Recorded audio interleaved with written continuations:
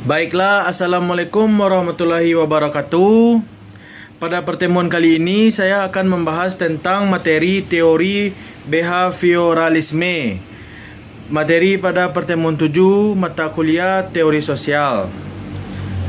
Sebelumnya perkenalkan, nama saya Yusuf Effendi dengan NIM 20042299, Prodi Ilmu Administrasi Negara dari Universitas Negeri Padang. Mata kuliah teori sosial. Dosen pengampu saya yaitu Ibu Yulia Hanoselina, SIP MAP. Masuk ke materi pertama yaitu pengertian teori behavioralisme. Menurut Desmita 2009-44, teori belajar behavioristik merupakan teori belajar memahami tingkah laku manusia yang menggunakan pendekatan objektif, mekanistik, dan materialistik sehingga perubahan tingkah laku pada seorang diri seseorang dapat dilakukan melalui upaya pengondisian. Dengan kata lain, mempelajari tingkah laku seseorang seharusnya dilakukan melalui pengujian dan pengamatan atas tingkah laku yang terlihat, bukan dengan mengamati kegiatan bagian-bagian dalam tubuh. Yang kedua, teori ini mengutamakan pengamatan sebab pengamatan merupakan suatu hal penting untuk melihat terjadi atau tidaknya perubahan tingkah laku tersebut. Belajar merupakan akibat adanya interaksi antara stimulus dan respons. Salvin tahun 2000. Yang ketiga, teori belajar behavioristik adalah teori belajar yang menekankan pada tingkah laku manusia sebagai akibat dari interaksi antara stimulus dan respon. Teori belajar behavioristik berpengaruh terhadap pengembangan teori pendidikan dan pembelajaran yang dikenal dengan aliran behavioristik. Aliran ini menekankan pada terbentuknya perilaku yang tampak sebagai hasil belajar. Yang kedua, tokoh-tokoh teori belajar behavioristik. Yang pertama, John B. Watson. Menurut Desmita 2009, behavioristik adalah sebuah aliran dalam pemahaman tingkah laku manusia yang dikembangkan oleh John B. Watson, seorang ahli psikologi Amerika pada tahun 1930 sebagai reaksi atas teori psikodinamika. Perspektif behavioristik berfokus pada peran dari pelajar dan menjelaskan tingkah laku manusia. Asumsi dasar mengenai tingkah laku menurut teori ini bahwa tingkah laku sepenuhnya ditentukan oleh aturan-aturan yang diramal dan dikendalikan. Yang kedua, menurut Ivan P. Pavlov, paradigma conditioning klasik merupakan karya besar Ivan P. Pavlov, ilmuwan Rusia yang mengembangkan teori perilaku melalui percobaan tentang anjing dan air liurnya.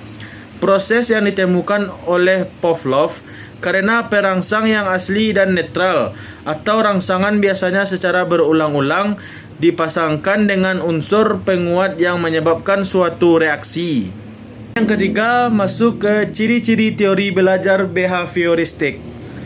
Teori belajar behavioristik melihat semua tingkah laku manusia dapat ditelusuri dari bentuk refleks. Dalam psikologi, teori belajar behavioristik disebut juga dengan teori pembelajaran yang didasarkan pada tingkah laku yang diperoleh dari pengondisian lingkungan.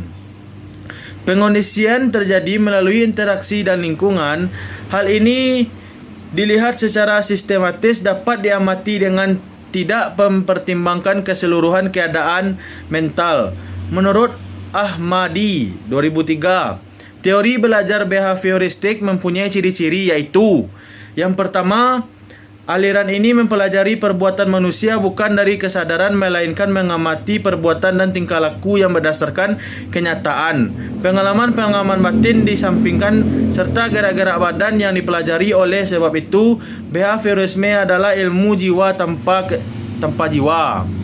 Yang kedua, segala perbuatan dikembalikan kepada refleks. Behaviorisme mencari unsur-unsur yang paling sederhana, yakni perbuatan bukan kesadaran yang dinamakan refleks.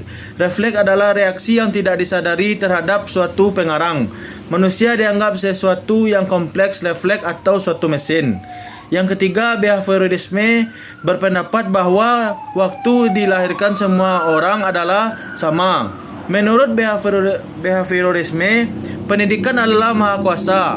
Manusia yang makhluk yang berkembang karena kebiasaan-kebiasaan dan pendidikan dapat mempengaruhi refleks keinginan hati. Keempat, prinsip-prinsip teori behavioristik.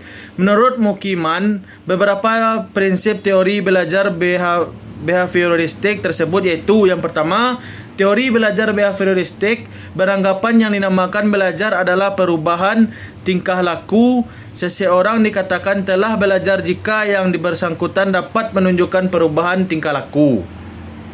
Yang kedua, teori ini beranggapan yang terpenting dalam belajar adalah adanya stimulus dan respon, karena hal ini dapat diamati, sedangkan apa yang terjadi dianggap tidak penting karena tidak dapat diamati. Yang kelima, masuk ke penerapan teori belajar behavioristik. Yang pertama, teori belajar behavioristik cenderung mengarah siswa untuk berpikir. Yang kedua, pandangan teori belajar behavioristik merupakan proses pembentukan, yaitu membawa siswa untuk mencapai target tertentu sehingga menjadikan siswa yang tidak bebas berkreasi dan berimajinasi.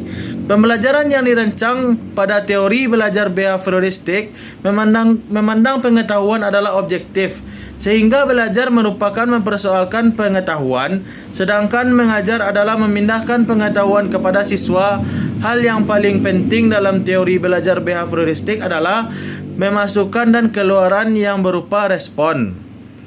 Yang ketiga, menurut teori ini, antara stimulus dan respon dianggap tidak penting untuk diperhatikan karena tidak dapat diamati dan diukur. Dengan demikian, yang dapat diamati hanyalah stimulus dan respon. Oleh sebab itu, apa saja yang diberikan oleh guru dan apa saja yang dihasilkan oleh siswa, semuanya harus dapat diamati dan diukur dengan bertujuan untuk melihat terjadinya perubahan tingkah laku. Sekian yang dapat saya sampaikan pada materi dengan pembahasan teori behavioristik. Mohon maaf kalau ada kata-kata saya yang salah. Saya ucapkan terima kasih. Wassalamualaikum warahmatullahi wabarakatuh.